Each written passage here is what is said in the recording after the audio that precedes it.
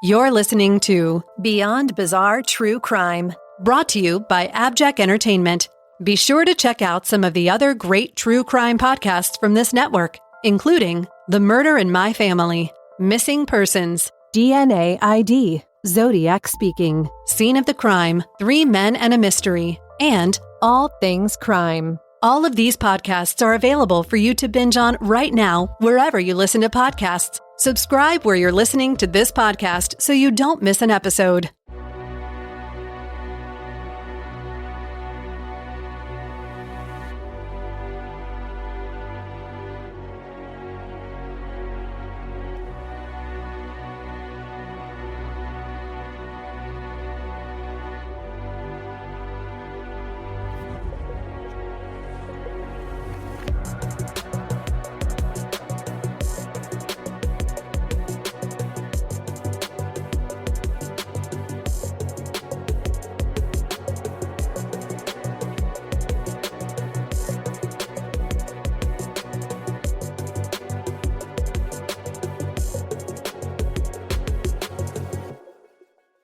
Hello everyone, this is Robin Warder, host of The Trail Went Cold and The Path Went Chilly, and I will be your host for today's episode of Beyond Bizarre True Crime.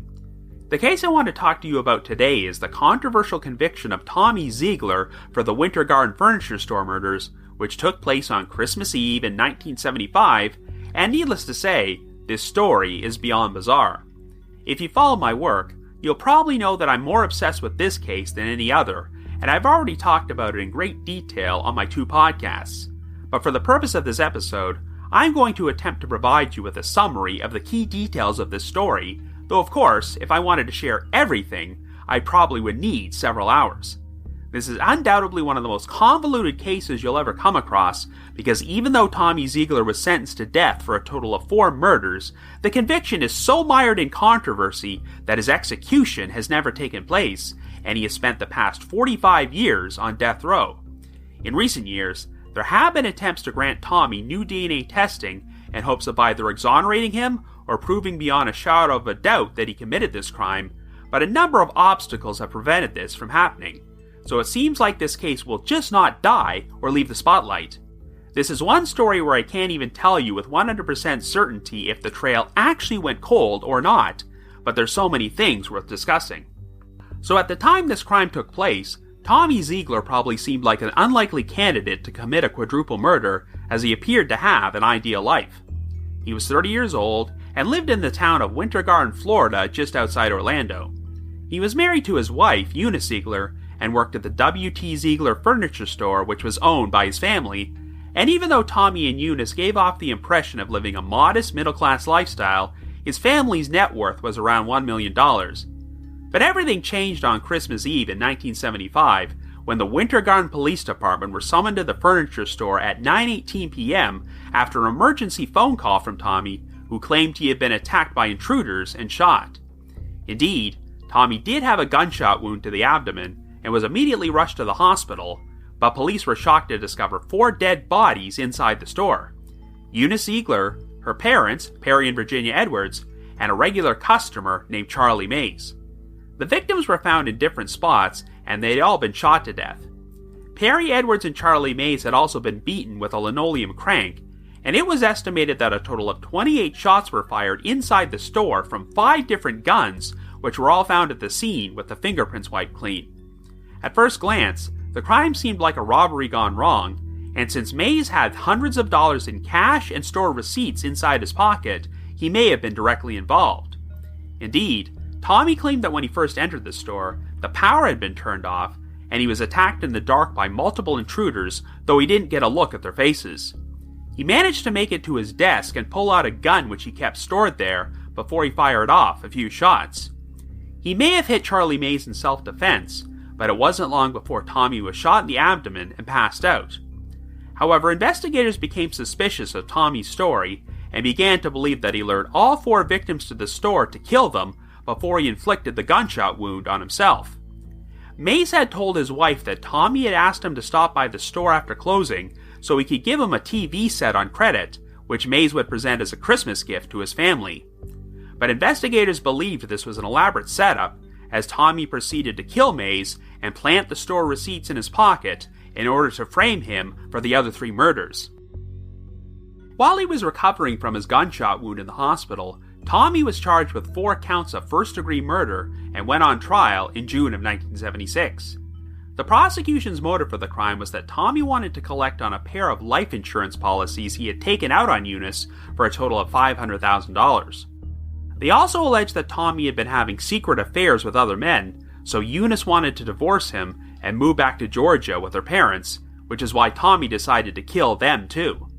In the end, the jury found Tommy guilty on all charges, and even though they recommended a sentence of life imprisonment, the trial judge, Maurice Paul, overruled the recommendation and sentenced him to be executed in the electric chair.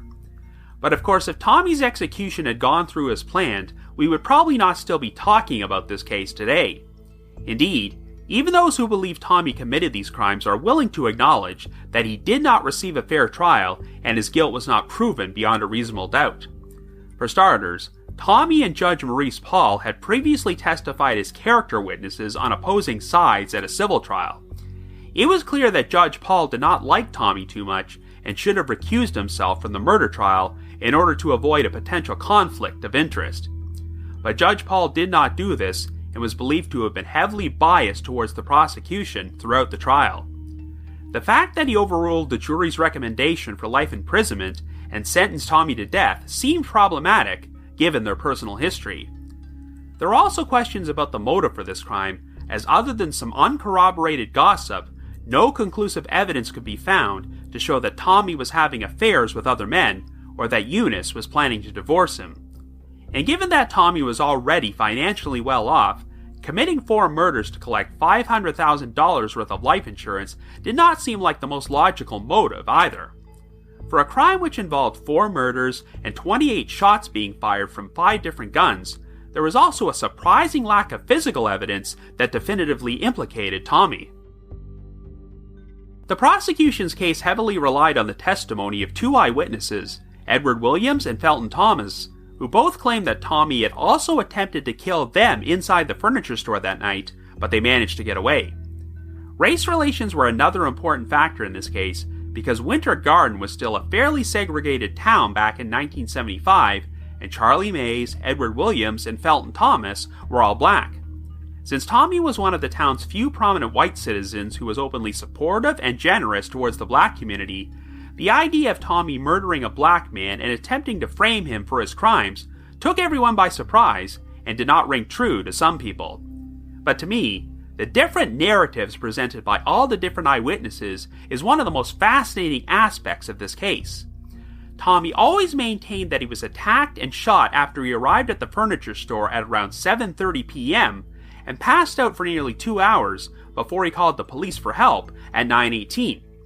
However, Williams and Thomas both testified that Tommy spent this window of time making multiple trips back and forth between the furniture store and other locations in order to concoct a frame-up job. For instance, Thomas claimed that Tommy drove him and Charlie Mays to an orange grove to fire off some new guns he had purchased, and the prosecution alleged that Tommy was trying to get their fingerprints on the murder weapons in order to frame them. Long story short, if these witnesses were telling the truth, then Tommy had attempted to orchestrate one of the most needlessly elaborate and convoluted murder plots of all time. In my original Trail Went Cold episode, I made reference to a phenomenon known as the Rashomon effect, which is used to describe contradictory interpretations of the same event from different people.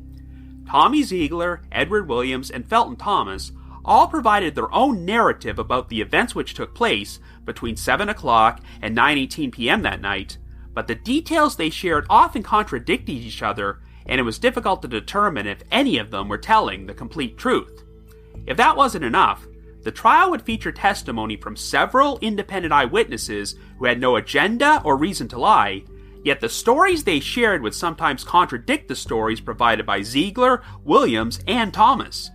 This case perfectly demonstrates how unreliable eyewitness testimony can be in criminal cases, and with so many contradictory versions of events, it's hard to construct a narrative of what actually happened that night which makes 100% complete sense and isn't full of holes.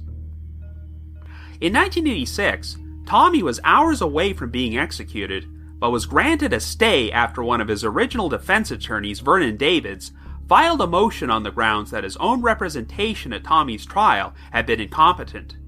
I honestly cannot think of another case where I've seen a defense attorney go that far to save a client from being executed, and I somehow doubt that Davids would have done this if he did not truly believe Tommy was innocent. So that just gives you an idea about how unique and controversial this case truly is, but unfortunately, Tommy seems to be trapped in limbo right now. The state of Florida likely fears there will be too much of a backlash if they go through with Tommy's execution, yet they also don't want to acknowledge that they sent a potentially innocent man to death row by releasing him. I think they're just hoping that Tommy will soon die of natural causes and cease to be their problem, but Tommy doesn't want to make it easy for them. During the summer of 2020, Tommy became seriously ill with COVID-19 and had to spend 2 weeks on oxygen, but in spite of his advanced age, he made a miraculous recovery. At the time of this recording, Tommy is currently 76 years old and is still hoping that he can get his name cleared and walk out of prison someday. For the past decade, Tommy has been represented by a defense investigator named Lynn Marie Carty, who runs a website at TommyZeiglerIsInnocent.com and has uncovered a lot of new evidence which seems to support Tommy's innocence. She actually believes that the real mastermind behind the murders was Tommy's former brother-in-law, Perry Edwards Jr., and that he had his father, mother, and sister killed so he could inherit their family's estate. Since Perry Jr. died of a heart attack several years ago, he will obviously never be prosecuted for this crime if he was guilty, so the top priority for the defense team has been to secure Tommy's exoneration. In May of 2021, after having spent the past 2 decades fighting for new DNA testing on Tommy's behalf and being denied by the courts no less than 6 times, his team achieved a major victory when 9th Judicial State Attorney Monique Worrell finally granted the authorization for the evidence to be tested. However, it wasn't long before Florida Attorney General Ashley Moody stepped in and attempted to block testing, arguing that it does not comply with Florida's procedural rules. So once again, the case is in a holding pattern, and the courts will have to decide whether or not this DNA testing actually takes place. Regardless of whether Tommy is guilty or innocent, this bureaucratic red tape does not reflect well on the state of Florida because the defense has offered to cover the entire cost of the testing, and since a man's life is at stake, why not try to find out the actual truth about what happened? Well, obviously, I'm sure the state fears that it will reflect very badly on them if it can be conclusively proven that an innocent person has been incarcerated on death row for 45 years, which is a longer amount of time than Tommy has lived on this earth as a free man. Even if Tommy is exonerated, this case is so convoluted that we may never know the full truth about the series of events which took place that night and paved the way for these 4 murders. Like I mentioned in the intro, it's impossible for me to share every single detail about this story in this brief episode, but there's so many truly jaw-dropping moments which I've never encountered in any other criminal case. Just as an example, when Tommy was charged with the murders, his arrest warrant listed one of the witnesses against him as a Robert Foster instead of Felton Thomas, and the police tried to say that the whole thing was just a typographical error as they had entered the wrong name by mistake, and Robert Foster did not actually exist. Well, 4 decades later, Lynn Marie Carty was able to track down Robert Foster and prove that not only was he a real person, but he was a convicted felon who was a friend of Charlie May's and could very well have been involved in the murders. So yeah, when you find odd discrepancies like that, you don't have much faith in the original police investigation and feel uncomfortable about the idea of a man being convicted of murder and sent to death row with so many unanswered questions. If you want to learn more about Tommy Zeigler and the Winter Garden Furniture Store murders, and trust me, there's a lot more, you can hear me provide in-depth analysis about the case on both The Trail Went Cold and The Path Went Chilly. You can find these shows on all the usual podcasting platforms, and The Trail Went Cold has its own website at trailwentcold.com. You can also find The Trail Went Cold on Twitter under the handle Robin_Warder, and The Path Went Chilly under the handle PathWent. We'll be playing promos for these shows momentarily, but be sure to tune in next Saturday for an all-new episode of Beyond Bizarre True Crime, which will be hosted by Erica from Southern Fried True Crime. So I hope you enjoy that episode and all the other episodes of the show, and thank you so much for listening. Hello everyone, this is Robin Warder, host of the true crime podcast, The Trail Went Cold. If you grew up watching the classic television show Unsolved Mysteries, then this is the podcast for you. Each week, I profile a new unsolved murder or missing persons case and share all the baffling details. Afterward, I provide my own personal analysis and theories about what might have happened. This is a show for true crime buffs who are fascinated by cold cases and love to discuss them and pick them apart in an attempt to figure out the truth. So be sure to check out our podcast to learn about some truly bizarre unsolved mysteries where the trail went cold.